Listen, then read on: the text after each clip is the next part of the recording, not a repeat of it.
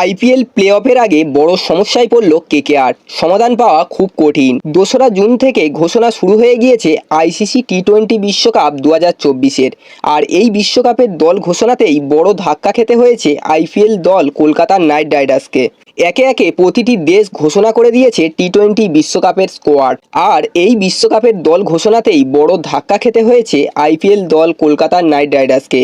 কারণ টি-20 বিশ্বকাপের দল ঘোষণার পর প্লে অফের দলের সবথেকে ইনফর্ম ব্যাটারকে পাবে না কেকেআর। জস বাটলারের পরিবর্তে ইংল্যান্ডের তরুণ ব্যাটার ফিল সল্টকে দলে নিয়েছিল কেকেআর। ওপেনিং মরশুমে শুরু থেকেই অনবদ্য ব্যাটিং করেন তিনি। কেকেআরের ওপেনিং নিয়ে যে সমস্যা ছিল তা এবার দূর করে সল্ট এবং নারিনের জুটি। কিন্তু ইংল্যান্ডের টি-20 বিশ্বকাপ দলে সুযোগ পেয়েছে ফিল সল্ট।